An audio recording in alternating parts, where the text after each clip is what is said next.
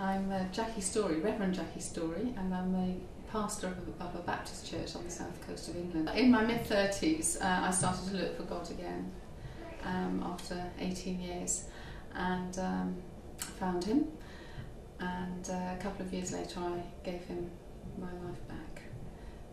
I felt called to leadership quite early on, actually, but it was another decade or so before that was possible. I really wanted to network with other women. I wanted to find women role models. There aren't very many of us around actually in the Baptist denomination, and so this seemed an opportunity to make some connections. And also I was attracted by the idea of women in leadership, not just in church leadership, because I think our mission is much wider than the local church. So I was interested in how women were going to be encouraged in their leadership in a wide range of locations and situations. So that was very appealing.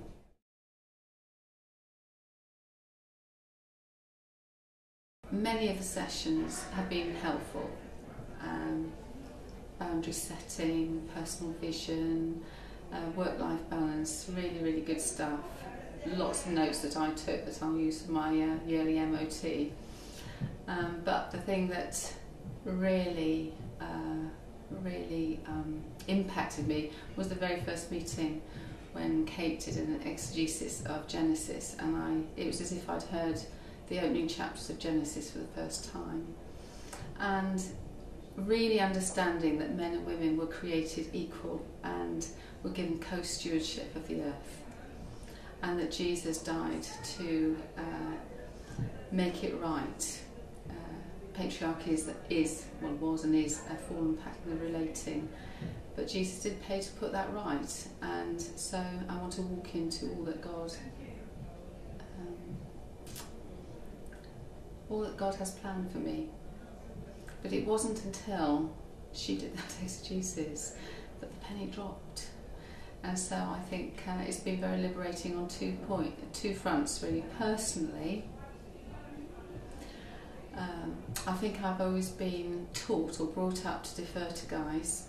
I love guys, but taught to defer to them, that actually they've got the more worthwhile thing to say, and I would always make space for them to speak first and speak most.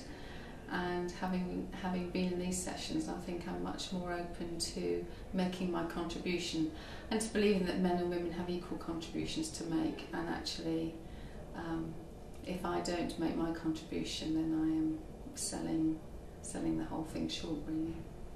So that's on the personal front. And on a church front, I think that the whole issue is a mission issue, because people have a view of the church as a haven of misogyny and male domination, and I just think that the church should reflect as far as possible the true reality of God, who is male and female, father and mother, and I think that will be extremely liberating for men and women.